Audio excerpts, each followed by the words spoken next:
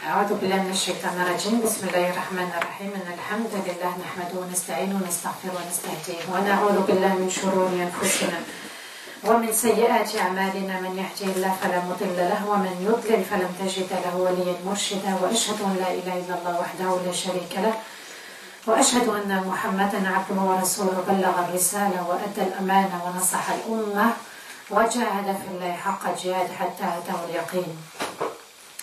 اللهم صل وسلم على سيدنا محمد في الأولين وصل وسلم على سيدنا محمد في الآخرين وصل وسلم على سيدنا محمد في الملأ الأعلى إلى يوم الدين. رب اشرح لي صدري ويسر لي أمري واحلل عقدة من لساني يفقه قولي. أما بعد mes chers sœurs, mes chers frères, assalamu alaikum wa rahmatullahi ta'ala wa barakatuh. Quel grand plaisir et quelle grande joie une nouvelle fois que de se retrouver ensemble pour réaliser une nouvelle fois encore cette belle fraternité qui nous lie pour Dieu.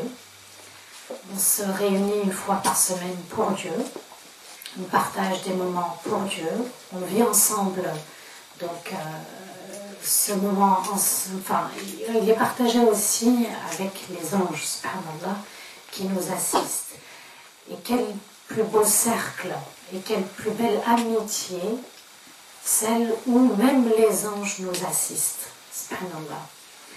Et ces moments, et là c'est le cas de le dire, c'est des moments magiques, c'est des moments merveilleux, c'est des moments qui viennent apaiser le cœur et l'âme.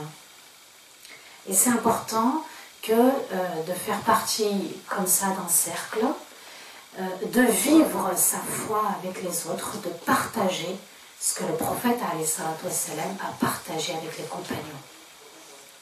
Il n'est pas resté tout seul dans la grotte de Hira.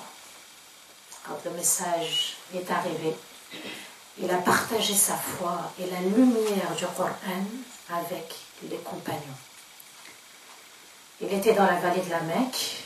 Certains ont accepté son message, d'autres l'ont refusé. Pour certains, le cœur était malade, d'autres, le cœur était mort. Et pour certains, ils n'attendaient que ce message pour revivre, subhanallah, pour Dieu. Alhamdulillahi Rabbil Alamin. Donc, Inch'Allah, on va commencer ce soir le tafsir de Surat Al-Fatiha. Et pour l'occasion, subhanallah, on dit Alhamdulillahi Rabbil Alamin, qu'Allah nous réunisse. On a vu ensemble la purification du cœur, la purification de l'âme, et on s'était attardé la semaine dernière, on avait fait le point sur l'amour de ce bas monde, l'attachement qu'on pourrait avoir au matériel, aux gens, aux biens, comment décoller, comment se détacher de cette vie qui nous hante tous les jours. Qu'est-ce qu'on fait? On vit avec, on s'isole. On avait vu ça ensemble. Et on avait vu cette belle notion qui est l'ascétisme, le zuhd. D'accord? Donc les deux, subhanallah, ne s'opposent pas. On peut être un ascète et vivre en France en 2017. D'accord? On peut totalement vivre sa foi. On peut trouver, subhanallah, des perles, comme on peut trouver des coraux, comme on peut trouver des diamants. D'accord? Subhanallah, dans l'océan, il y a de tout, mais ils vivent ensemble. D'accord? Et on ne va pas dire à la perle de culture, à ces magnifiques perles, non, allez vivre ailleurs parce qu'ici, il y a un danger. Non, Allah, il a fait en sorte que dans cette mer, dans cet océan, vive le corail, vive les perles. Et subhanallah, ce qui est magnifique, c'est que, ça c'est un signe d'Allah pour réfléchir, c'est qu'il a créé l'eau douce et l'eau salée vivant ensemble. Ar-Rahman wa 'allama al-Qur'an. Le très miséricordieux nous a enseigné le Coran et on va, Inch'Allah, profiter de ce verset pour voir ensemble les enseignements de Surat Al-Fatiha.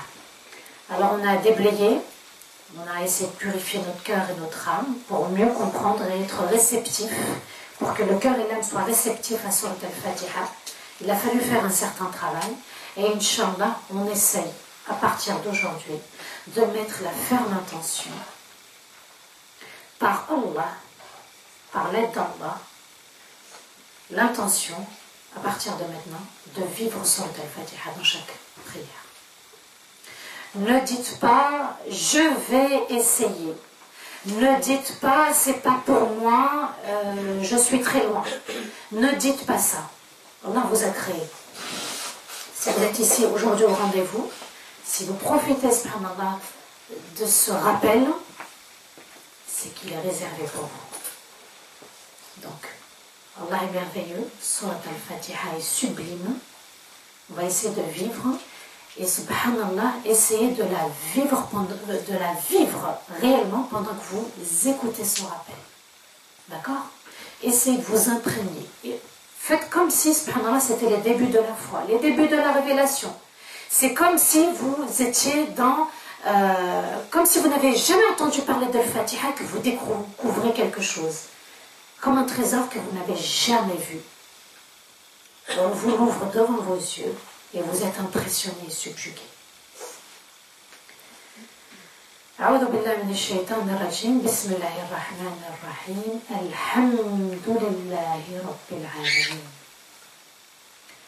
الرحمن الرحيم مالك يوم الدين إياك نعبد وإياك نستعين اهدنا الصراط المستقيم صراط الذين أنعمت عليهم غير المغضوب عليهم ولا الضالين آمين.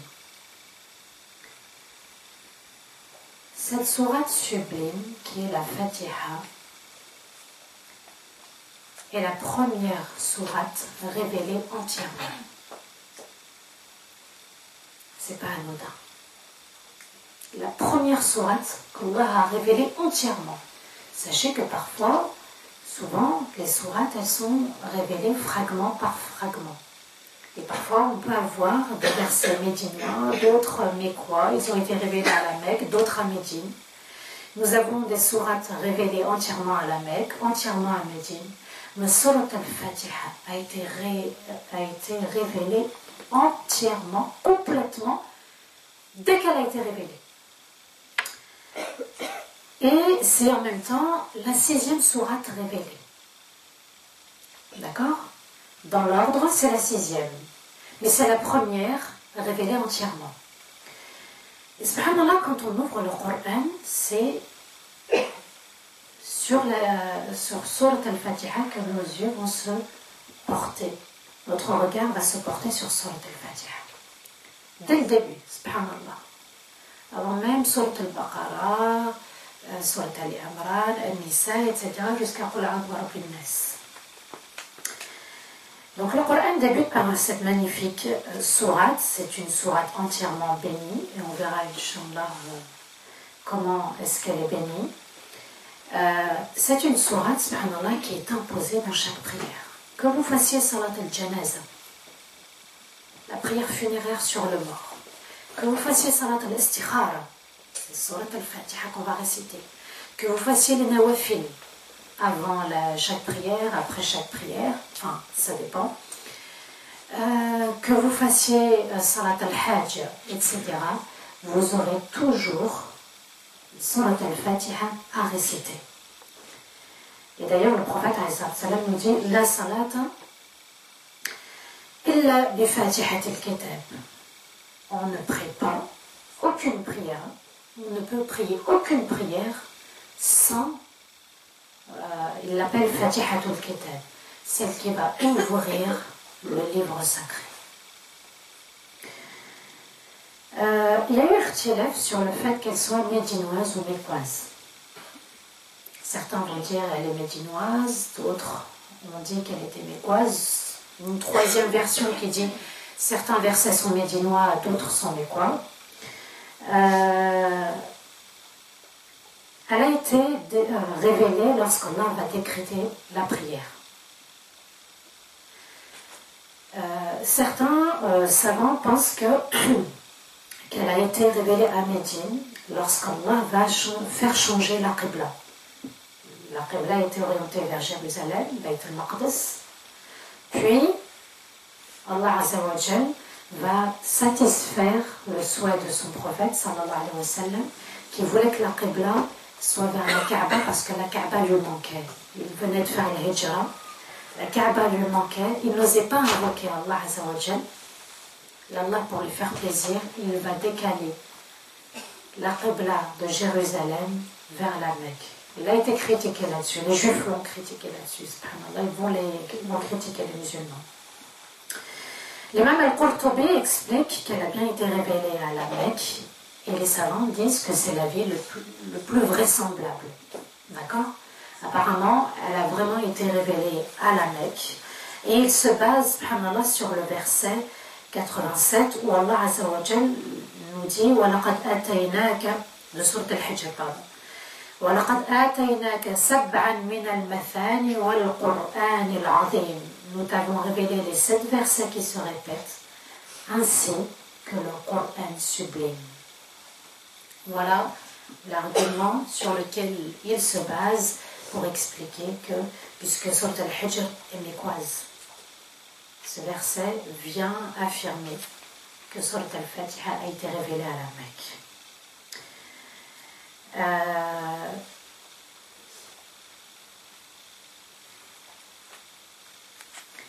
Comme je vous ai expliqué, une prière sans Fatiha, c'est une prière invalide. D'accord? Et puis, comme la prière a été imposée à la Mecque, et bien sûr, le Fatiha fait partie des piliers essentiels dans la prière. Et quand Allah a décrété l'accomplissement de la prière, il a révélé en même temps Surat al-Fatiha. Alors, la Surat al-Fatiha, elle s'appelle aussi, on la surnomme, et Allah le dit dans Surat al-Hijr, les 7 répétés. Les 7 qu'on répète. Et cette sourate, elle comporte 7 versets. Il y en a qui vont inclure Bismillahirrahmanirrahim dans cette sourate. D'autres expliquent qu'elle ne fait pas partie, Bismillahirrahmanirrahim, de Surat al-Fatiha. Certains vont baser leur argument sur le hadith Qudsi qu'on va voir plus tard, où Allah parle de Surat al-Fatiha sans évoquer, sans inclure, sans ajouter Bismillahirrahmanirrahim. Donc ils vont baser leur argument là-dessus. Ibn Kathir nous explique que cette sourate comporte sans aucun doute 7 versets. Et les savants, subhanallah, vous voyez comment ils avaient le souci de connaître le nombre des versets dans chaque sourate et le nombre des versets dans tout le Coran. Ça fait partie de cette science du tafsir. Connaître la révélation pour tel verset, la cause de la révélation de chaque verset. Parfois, il n'y avait pas de cause. On va le voir, Inch'Allah, pour Surat al-Fatiha, il n'y avait pas vraiment de cause réelle quand Allah l'a révélé. Donc la majorité des savants nous expliquent que cette sourate compte bien 7 versets. On va faire connaissance avec Surat al-Fatiha. Quand on fait connaissance avec quelqu'un. Quand on fait connaissance avec quelqu'un, on lui demande la première chose, comment tu t'appelles. Et ce qui est très étonnant dans cette sourate, c'est qu'elle a plusieurs prénoms. Les savants nous informent qu'elle a 14 noms, d'autres vont nous dire qu'elle en a 11, d'autres vont nous dire qu'elle en a 6, d'autres vont nous dire qu'elle en a 4, d'autres nous disent qu'elle en a 25. En tout cas, subhanallah, elle a plusieurs noms. On va essayer d'étudier, parce que connaître les noms de cette sourate, c'est connaître aussi le sens et l'objectif de cette belle sourate, subhanallah. Le plus connu de ces noms, c'est Al-Fatiha. Al-Fatiha, ou bien aussi on l'appelle Fatihatul Kitab. Alors vous allez voir dans certains Corans, dans certains livres sacrés, vous allez trouver le prologue. Hein, le prologue, l'ouverture.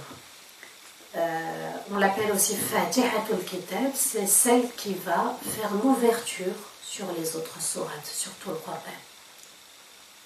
Hein, on va démarrer avec cette sourate. On ne peut pas lire le Coran en occultant Surat al-Fatiha, en la mettant de côté. C'est impossible. Et al-Fatiha. Il faut bien prononcer. Hein. Quand il s'agit du Coran, on prononce bien. Al-Fatiha. C'est celle qui va ouvrir les portes du bonheur. D'accord? Al-Fatiha. Fatihatul Kitab. Le Coran en lui-même est un bonheur. Ce sont les paroles d'Allah. Et Fatihatul Kitab, donc elle parle du livre, mais quand on dit Al-Fatiha, c'est celle qui va ouvrir. Et ouvrir, elle a plusieurs sens, subhanallah. Plusieurs sens. Puisque c'est elle qui va ouvrir le Coran dans la prière. On va réciter Surat Al-Fatiha, plus d'autres sourates. Vous avez vu pendant Ramadan, quand on fait Khatm al-Qur'an, on commence par Surat Al-Fatiha et on va ajouter d'autres chapitres. Et à la fin du mois sacré, on a fait la clôture de tout le Coran. Et cette sourate, subhanallah, elle a un autre prénom. On l'appelle Ummul Qur'an. Hein? La mère du Coran. Moi, je dirais plutôt la mère et la maman aussi du Coran. Parce que la mère, c'est celle qui définit les règles, qui impose le cadre, d'accord, qui fixe les limites, qui éduque, comme Surat Al-Fatiha. Mais le terme maman a un sens très affectueux. Parce que celui qui va lire, réciter, écouter le Fatiha, il entre dans une intimité avec Allah. On verra, Inch'Allah, qu'est-ce que signifie Ar-Rahman Ar-Rahim. La Rahmat Allah. Donc vous voyez, on peut dire la maman du Coran et la mère du Coran, comme le livre sacré fixe les limites, mais en même temps, il y a une miséricorde pour nous. Parce que le Coran, c'est une lumière, le Coran, c'est une bénédiction, le Coran, c'est un épanouissement, c'est un apaisement, subhanallah, le Coran. Celui qui n'est pas bien doit lire le Coran, il doit rentrer en communication avec son Seigneur. Et cette sourate, subhanallah, on va l'étudier sur plusieurs séances, c'est qu'elle a défini des objectifs. Et c'est pour ça qu'on l'appelle Ummul Qur'an. Comme, vous savez, aussi au niveau des entreprises, on dit que la maison mère se trouve ailleurs, hein, dans une entreprise. Et c'est quoi une maison mère? La maison mère, c'est là où on centralise tout. Et c'est là où on donne les directives. Et bien le Coran, c'est comme ça. Le Fatiha, elle vient donner des directives. Elle contient 4 objectifs. Et ça, il va falloir se le remémorer à chaque récitation dans la salade. Premier objectif, l'unicité d'Allah. Et on verra, Inch'Allah, qu'est-ce que signifie l'unicité d'Allah. Ce n'est pas simplement Dieu est unique. Quand on dit déjà quelqu'un est unique, on le voit comment? On le perçoit comment? Inch'Allah, cette sœur, elle est unique, cet homme, il est unique. Les parents sont uniques. Vous voyez, c'est pas quand on dit quelqu'un est unique, c'est qu'il n'y a pas de semblable. Comme Allah nous le dit dans Surat Al-Ikhlas. Allah, il est unique. S'il est unique, pourquoi tu ne fais pas ton tawakkul? Pourquoi tu ne l'invoques pas? Pourquoi tu n'es pas apaisé puisqu'il est unique? On verra, Inch'Allah, on va étudier toutes ces notions. L'unicité d'Allah, ensuite l'au-delà. Elle nous parle de l'au-delà. Maliki Yawmiddin, le maître du jour du jugement. On verra qu'est-ce que ça signifie, le maître du jour du jugement. Est-ce que ça inclut uniquement l'au-delà Ou est-ce que ça parle aussi de la vie ici-bas? Parce que s'il y a un jugement, c'est qu'il y avait avant une vie ici-bas. Alimul ghaybi wa shahada. Allah est le maître de l'univers, visible et invisible. Troisième objectif, les prophéties. L'histoire des prophètes. Dans quel verset de Surat al-Fatiha, Allah il nous en parle. On l'a vu l'année dernière, voilà, les histoires des prophètes, des différents prophètes, subhanallah. On a vu que pour certains, Allah était en colère, d'autres étaient égarés, et il y en a qui étaient sur le droit chemin. Et quatrièmement, quelque chose qu'on a du mal à maîtriser, la confirmation du destin et de la prédestination. Elle renferme cet objectif-là. On avait dit, subhanallah, pour purifier son âme et purifier son cœur, il fallait accepter aussi le bon et le mauvais destin. Et subhanallah, comment peut-on venir entrer dans la prière, remercier son Seigneur, il y a un jour du jugement, et peut-être avoir de la rancune envers quelqu'un, de la colère, ou ne pas accepter son destin comme il est. Donc voilà les 4 grands objectifs de Surat al-Fatiha. On détaillera point par point qu'est-ce que signifie l'au-delà, l'unicité d'Allah, les prophéties, la confirmation du destin et de la prédestination. Quant à celui qui connaît ces 4 sciences, qui les maîtrise, qui les a comprises, qui les médite, il est au sommet de la religion.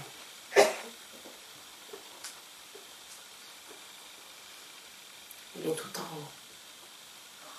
Il est proche d'Allah. Mais il faut méditer, il faut accepter, il faut apprendre. Puisqu'Allah Azza wa Jal nous parle de sa louange, on va tout doucement détailler et expliquer Surat al-Fatiha. La louange à Allah, l'unicité et les attributs, le monde invisible, la droiture et un retour vers Allah. Voilà ce que nous explique Al-Fatiha.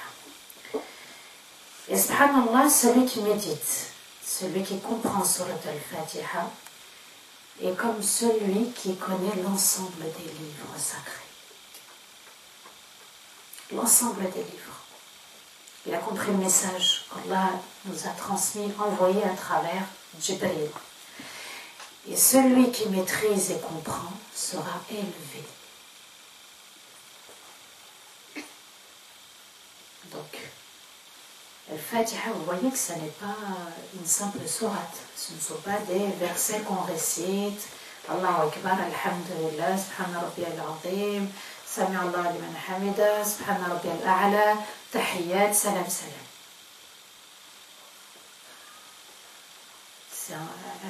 Cette sourate, elle a un poids très lourd. Si elle a un poids très lourd, subhanallah, les autres chapitres, les autres sourates aussi. Mais celle-ci, elle est exceptionnelle. Elle est sublime. Les 7 qu'on répète aussi, on l'appelle As-Sab'u al-Mathani, parce que, subhanallah, Ar-Rahman Ar-Rahim va se répéter, avec même Al-Basmala. Surat al-Fatiha, c'est la seule sourate qui commence par Bismillah Ar-Rahman Ar-Rahim. C'est la seule sourate où il y a Bismillah Ar-Rahman Ar-Rahim. Donc, on l'appelle également Surat al-Hamd, parce qu'elle commence par Alhamdulillahi Rabbil Alamin. On verra le sens de ce verset. On l'appelle aussi, Masha'Allah, Surat al-Kanz, la sourate du trésor. Parce que Surat al-Fatiha est un trésor qui nous parvient, vous savez d'où? D'en dessous le trône d'Allah.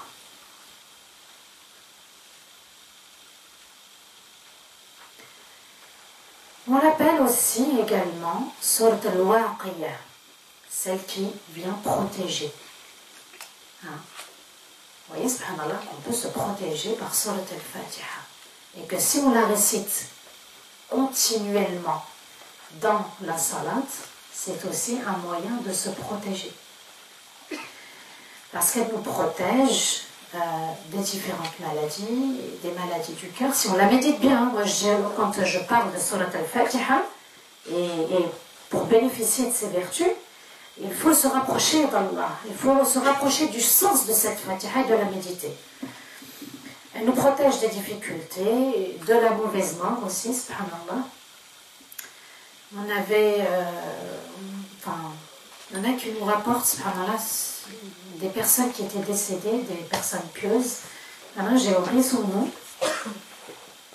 Il est décédé, subhanallah, et il enseignait le Coran.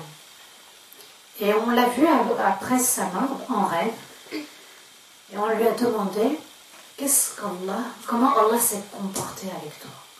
Il lui dit Allah m'a pardonné. Grâce à quoi? Parce que j'enseignais Surat al-Fatiha aux enfants. Voyez, rien que enseigner. Donc faites le khayr. Quelqu'un qui veut commencer à prier, il n'a pas la maîtrise de Surat al-Fatiha, apprenez-lui. Peut-être c'est une ouverture. Même une fois, faites le bismillah. Ne dites pas, oh là là, c'est rien, je n'ai pas de temps à perdre. Si tu ne le fais pas, tu perds ton temps, subhanallah. Donc vous voyez, Allah n'oublie pas les petites hasanat comme ça, les petites bonnes actions, Allah ne les oublie jamais. On l'appelle aussi Surat al-Kafiyah, celle qui suffit. Et subhanallah, quand on n'est pas bien, en la récitant 7 fois, elle vient nous apaiser. Elle suffit dans la salat, quand on ne maîtrise pas par exemple les autres sourates, bien le fait de la réciter uniquement, la prière est valide. On la nomme également Surat al-Ruqya. Vous voyez que on peut se faire al-Ruqya, même dans l'eau, subhanallah, la réciter 7 fois et boire. Mais en récitant avec conviction, ne pas avoir un doute, ne pas avoir un quelconque doute, et si ça ne marchait pas. Il faut être convaincu avec Allah. Avec Allah, même dans l'islam, vous allez voir dans le fiqh, pas de place au doute. On ne doute pas. Il faut avoir une foi ferme et solide. Allah il nous a dit, le prophète il l'a surnommé Shafiya et Tashfi. Elle apporte le shifa, la guérison. Donc elle nous protège aussi de la jalousie des gens, de la maladie. Elle nous protège aussi contre le mal des diables. Donc Surat al-Fatiha, elle a un poids énorme. Hein? Et le fait de la réciter, Allah nous protège, subhanallah. Il y avait des compagnons à l'époque du prophète qui étaient partis dans une ville et le chef d'une tribu était tombé malade. Et on leur a demandé est-ce qu'il y en a un parmi eux qui pouvait soigner. Un compagnon s'est levé et a expliqué, et il a dit oui, moi. Et cependant, il va réciter Surat al-Fatiha, mais il va la réciter avec conviction. Et le chef de cette tribu va guérir. Donc vous voyez que quand on a une douleur dans son corps, quand on n'est pas bien, même si on a une maladie chronique, on a une maladie peut-être incurable, comme le cancer ou autre, le fait de réciter dans l'eau et boire, et continuer à placer sa confiance, moi je suis sûre, avec grande conviction, qu'Allah va guérir la personne. Mais la condition également, c'est d'être convaincu. L'imam al-Qurtubi, lui, il nous dit que cette sourate a 12 noms. Quant à l'imam al-Suyuti, il évoque les 25 noms, subhanallah. 25 noms de cette grande et belle sourate. L'imam al-Bukhari nous cite dans son livre, dans son Sahih, l'histoire de Saïd al-Mu'allaq. Ce compagnon nous raconte un événement qui s'était produit avec le prophète, il nous explique. Pendant que je priais dans la mosquée, le prophète m'a appelé. Il l'a appelé, mais il a continué à faire sa prière. quand il a terminé sa prière, il est venu voir le prophète, et lui a dit, Rasulallah, tu m'as appelé? Il lui a dit, moi je t'ai appelé, mais il fallait venir. C'est-à-dire qu'il fallait quitter ta prière pour venir me voir. Et il lui évoque le verset où Allah dit, Istajibu lillahi wa lirrasuli idha da'akum. Répondez à l'appel d'Allah et de son prophète lorsqu'il vous invite, lorsqu'il vous appelle. Ce verset, il a de quoi nous faire trembler, subhanallah. Répondez à l'appel. Quand c'est l'appel à la prière, hein? Répondez à l'appel. Quand Allah nous parle de Surat al-Fatiha, il faut répondre à l'appel. Il faut vivre cette sourate, il faut la méditer. Et il lui dit, mon cher Saïd, je vais t'enseigner une sourate. Et c'est la plus magnifique des sourates dans le Coran. Avant que tu ne sortes de la mosquée. Donc ce compagnon, il attend, d'accord, il entend ce message du prophète, il se dit, quand on te dit, oui, je vais t'annoncer une bonne nouvelle, ben, comment on est? Impatient. Et ce compagnon explique, puis il m'a pris par la main, lorsqu'il s'apprêtait à sortir, je lui ai dit. Donc lui, il attendait rien que ça. Alors, le prophète le prend par la main. Méditez chaque détail, parce que chaque détail a son importance dans ce hadith. Mon cher prophète, tu m'as bien dit que tu allais m'enseigner la plus magnifique des sourates dans le Coran. Ya Rasulallah, tu m'as dit, tu m'as promis. Et le prophète lui dit, Alhamdulillahi Rabbil Alamin, représente donc les 7 répétés, ainsi que le Coran sublime que tu as reçu. Ce qui est impressionnant dans ce hadith, c'est que le compagnon est en prière. Et le prophète l'appelle pendant qu'il est en prière. C'était voulu par le prophète. Vous savez, à l'époque, c'était des petites mosquées. Hein. Il n'y avait pas d'étage, il n'y avait pas de... Tout le monde se voit. Hein. Il le voit en prière, il l'appelle. Ça signifie quoi? L'importance du message qu'il va lui transmettre. Hein? Et il lui dit, en gros, il lui dit, quitte ta prière, parce que j'ai quelque chose de magnifique à t'annoncer. Et c'est tellement magnifique qu'il va lui dire, mais Allah n'a-t-il pas dit, répondez à l'appel? Comme si, encore une fois, il nous dit, cette sourate est magnifique, répondez à l'appel de cette sourate. Et ce compagnon, il n'est pas indifférent, subhanallah, il était en prière. Il lui évoque ce verset. Il le prend par la main. Comme s'il lui disait, elle va t'aider. Elle est importante. Vous voyez, il y a ce toucher physique pour lui signifier que cette sourate, que ce que je vais te dire est important. Saisis-la. C'est pas anodin. Allah, c'est pas anodin tout ce que le prophète a fait. C'est tellement intriguant, impressionnant, que le compagnon, il est dans tous ses états. Il n'attend que ça. Il lui dit, hey, Rasulallah, tu vas sortir, mais tu m'as promis de m'enseigner une sourate. Et il lui explique, Alhamdulillahi Rabbil Alamin.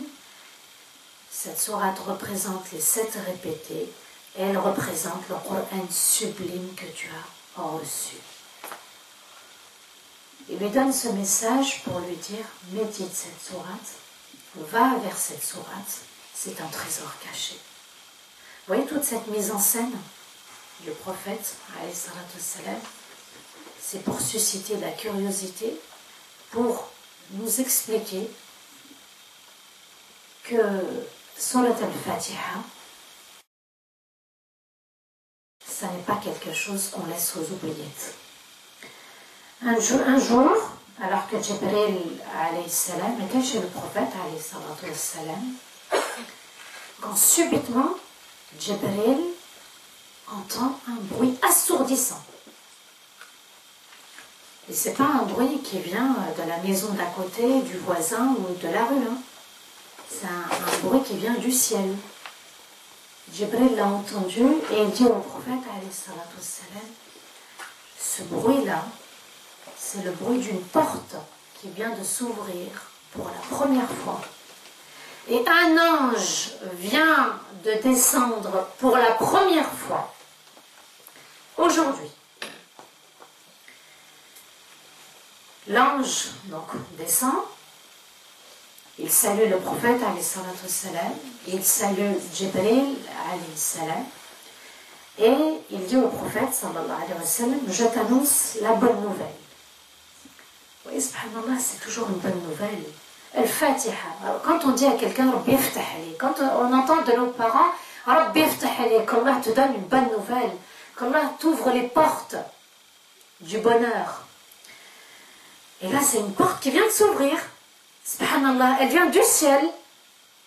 Comme si Allah nous disait, tu veux que les portes s'ouvrent à toi, prends surat al-Fatiha avec toi. Premièrement, il lui dit, je t'annonce la bonne nouvelle. Deuxièmement, en t'apportant ces deux belles lumières. Il lui dit, je suis venu avec deux belles lumières, en cadeau. Et il ajoute, aucun prophète avant toi n'a reçu ces deux lumières. C'est la première fois de toute l'existence du monde entier, jusqu'à cette heure-ci, jusqu'à ce moment, jusqu'à cet instant, personne n'a reçu ces versets. Et il lui explique, retenez bien, Fatihatul Kitab wa khawatim surat al-Baqarah, le dernier verset de surat al-Baqarah. Rabbana la tu'akhidna in nasina ou akhta'na. Les derniers versets de surat al-Baqarah. Vous voyez, subhanallah, des lumières. Donc quand une porte s'ouvre, subhanallah, c'est la porte de surat al-Fatiha pour nous apporter la lumière de notre cœur, la lumière pour notre âme, la lumière dans notre vie, dans notre quotidien pour nous apaiser. On n'est pas bien, on récite cette fois surat al-Fatiha. Et vous allez voir, subhanallah, que dans vos épreuves, Allah va alléger vos épreuves. Il va vous aider à les gérer. Et cette sourate, on l'appelle aussi sourate al-Salah, la sourate de la prière. Alors, dans l'islam, la prière a deux sens. La prière, donc la salat, inclinaison, prosternation, ça va? Il faut lui rapporter de l'eau, donner du jus. Donc, la sourate de la prière, parce qu'elle seule aussi, c'est une prière qui signifie invocation. Et subhanallah, celui qui médite surat al-Fatiha, qui vit surat al-Fatiha, il va s'apercevoir que ce n'est pas seulement une invocation, mais c'est une supplication. Iyyaka na'budu wa iyyaka nasta'in, ya Allah, c'est seul toi. Mais vraiment, il faut être dans cet état, dans cet esprit, hein, subhanallah. Mais vraiment être tout petit, se sentir infiniment petit. Imaginez-vous, subhanallah, dans votre tapis de prière et tout l'univers. Les différents pays, les océans, les mers, les cieux, la terre, subhanallah. Et vous êtes en train d'invoquer Allah. Iyyak, ya Allah, seul toi, j'adore, seul toi, ya Allah. Encore une fois, c'est qu'auprès de toi je demande de l'aide. Ehdina sirat al-mustaqim, ya Allah, guide-moi, guide-nous vers le droit chemin. Ya Allah, guide-nous, guide-moi, guide la communauté du prophète, guide mon mari, guide mes enfants, guide mes parents, guide mes frères et sœurs. Et on la répète, comme si la guidance pouvait à un moment donné échouer. Comme si à un moment donné je pouvais me perdre dans ce chemin. Vous ne savez pas quelle épreuve vous allez avoir, vous ne savez pas comment vous allez réagir dans cette épreuve. L'épreuve du bien, mais l'épreuve aussi du mal, des péchés. Soit vous revenez, soit vous plongez. C'est pour ça qu'on répète sur le Fatiha. Iyyaka na'budu wa iyyaka nasta'in, ihdina sirat al-mustaqim. La guidance n'est pas acquise jusqu'à la mort, subhanallah. Et Allah va expliquer quelle sorte de guidance, qui sont guidés, subhanallah, qui n'est pas guidé. Donc, surat al-Salah, la sourate de la prière, c'est la prière. Parce que la prière, c'est aussi une invocation. On fait les louanges d'Allah. C'est là où on est le plus proche d'Allah, en soujoud, et on invoque Dieu.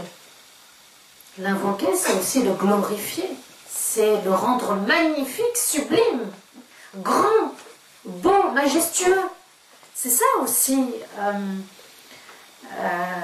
invoquer Allah. En fait, quand il invoque, il passait par les attributs d'Allah. Ensuite, on fait salat ala nabi, sallallahu alayhi wa sallam, on demande, d'accord? Et vous allez voir que les noms divins sont divins. Ils sont magnifiques. Comment vous pouvez dire je suis musulmane sans connaître Allah? Et on le connaît à travers ses attributs. Que signifie Allah? Que signifie Ar-Rahman jusqu'à Sabour, Malikul Mulk, Dhul Jalali, Wal Ikram. Ça mérite, subhanallah. Vous voyez, dans Ar-Rahman, Ar-Rahim, Allah nous dit, il y a les noms divins. Et on doit, si on répète cette sourate, on se doit de connaître, de les apprendre par cœur, mais surtout de les méditer. Parce que les apprendre pour les apprendre, il y a une récompense, mais il y a une meilleure récompense qui peut nous attendre en les méditant. Même le nom Allah, vous verrez, c'est une grande signification. Nous on dit Allah comme ça, ça veut dire quoi? Vous voyez le fossé entre la langue arabe et le français? Si on ne va pas vers la connaissance, c'est la connaissance qui fait la passerelle entre les deux langues, comme ça. Parce que le Coran a été révélé en arabe, il faut comprendre quel est ce sens. Les savants ont passé des nuits, des jours à méditer, à chercher la science de ces sourates.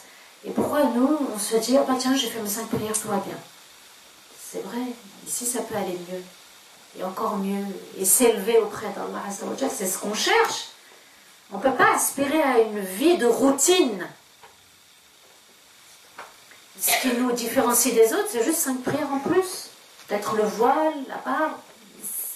Est-ce que c'est vraiment ça l'islam, la religion? Est-ce que c'est vraiment ça le lien avec Allah? Juste une apparence, 5 prières, même la prière en apparence, est-ce que c'est vraiment que de l'apparence? Lire le Coran comme ça en apparence, il faut vraiment aller dans les profondeurs. Et d'ailleurs, les perles, le corail, la beauté de l'océan, vous ne l'avez pas à la surface. Il faut plonger. D'accord? Il faut vraiment faire des mètres et des mètres pour découvrir cette beauté magnifique. Dans un hadith Qudsi, Allah nous dit, et ça il faut maîtriser, il faut l'apprendre. D'accord? J'ai divisé le hadith Qudsi, alors j'explique, c'est un hadith divin. Ça veut dire quoi? C'est Allah qui parle, mais c'est le prophète qui nous rapporte ce hadith.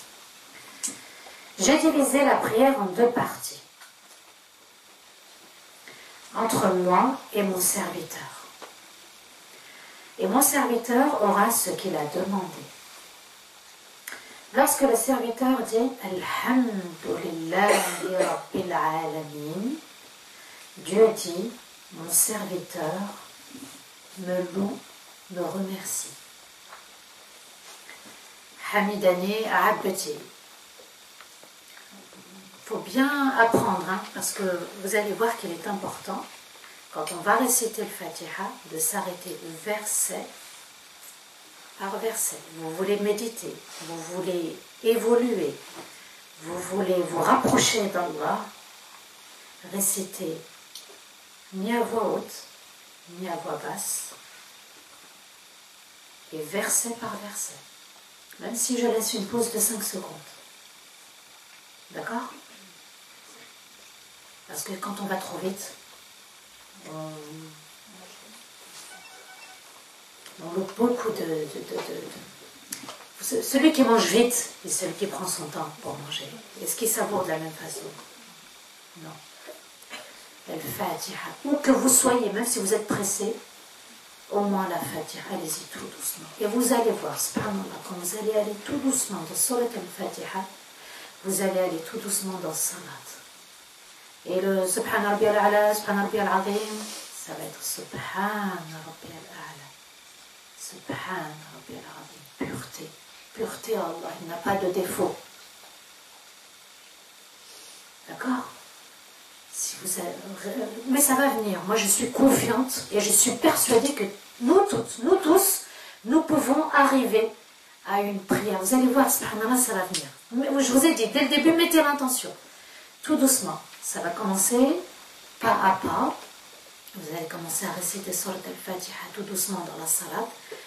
Et vous allez tellement savourer la prière que vous allez me dire, je préfère prier toute seule. Tout seul. Ça va trop vite en groupe. Ça va trop vite en groupe, subhanallah. C'est plus une prière, c'est du sport. Commun, en commun. On a fait une prière en commun. Mais du sport en commun en même temps.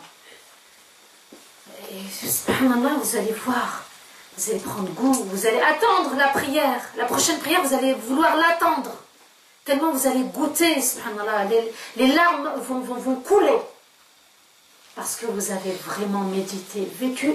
Et cette sourate, les versets vont pénétrer vos veines. Parfois, on entend des paroles, subhanallah, on a des frissons, le corps tremble. Eh bien, cette sourate, elle doit nous faire trembler dans la salat. Mon serviteur m'a remercié et m'a loué. On commence par remercier Allah Azza wa Jalla. Allah nous dit Hamadani Abdi. On verra, Inch'Allah, qu'est-ce que ça signifie exactement, Alhamdulillah Rabbil Alamin. Mais il y a ces deux notions, louer Allah et le remercier. Quand on remercie quelqu'un, on le remercie pour quelque chose. Quand on remercie Allah, quand on rentre dans la salat, on méditera, Inch'Allah, ensemble. Lorsque le serviteur dit Ar-Rahman Ar-Rahim, Dieu dit, mon serviteur a fait mon éloge. Cependant, quand vous voyez quelque chose de beau, vous dites, ah, machallah, c'est trop beau. Ben, les noms divins, c'est aussi la beauté d'Allah Azza wa Jalla à travers ces 99 noms. Et Allah dit en arabe, Athna alayya abdi.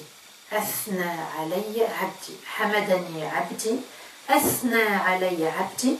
Donc, quand vous allez réciter, vous allez aussi penser à ce qu'Allah répond. Parce qu'il répond quand on récite Al-Fatiha.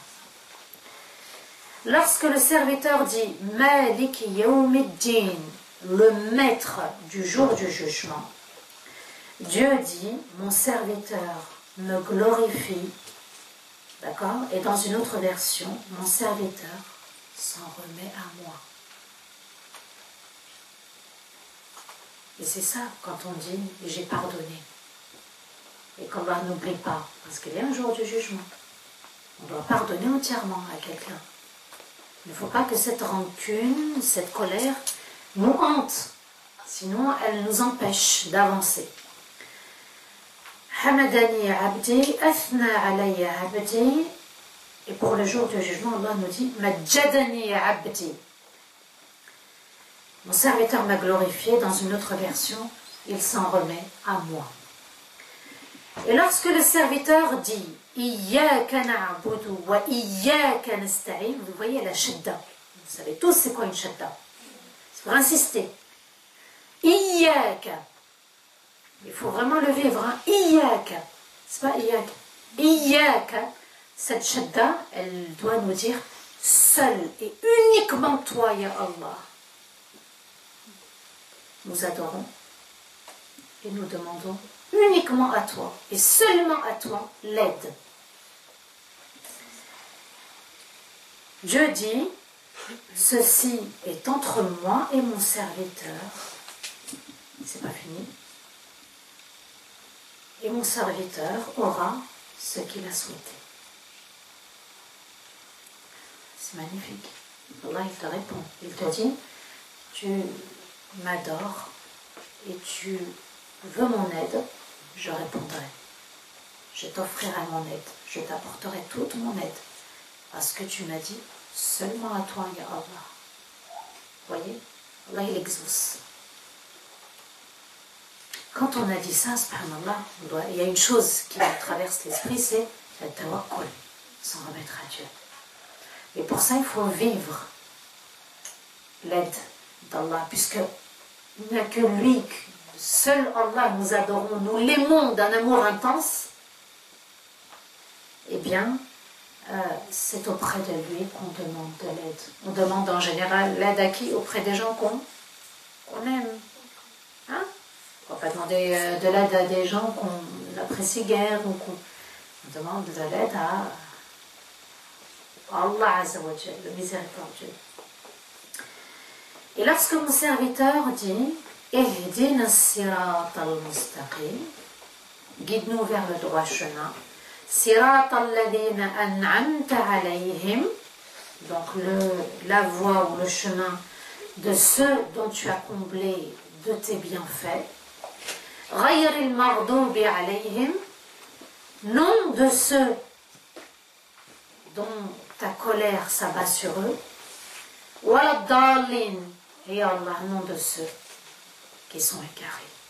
Et Allah, je veux le droit chemin, celui qui mène vers toi.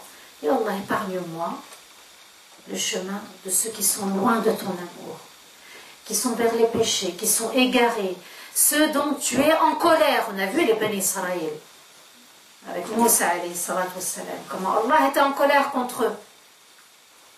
Hein? Vous voyez, subhanallah.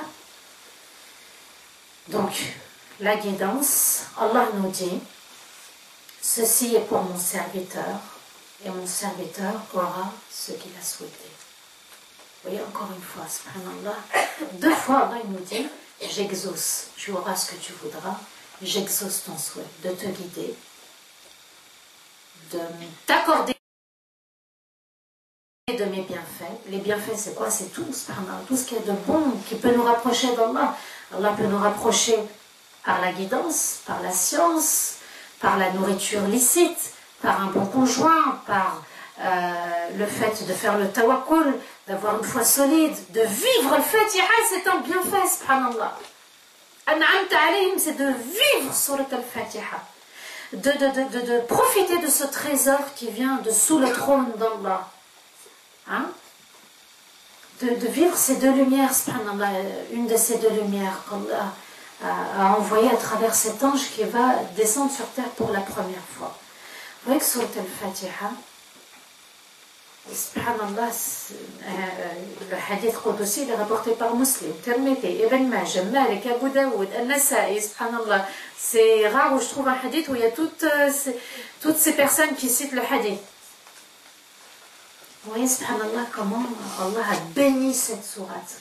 Si on la récite 17 fois par jour, c'est pour insister, et même si ça se répète, on le répète, subhanallah, mais on insiste, c'est une forme d'invocation, c'est une forme de glorification.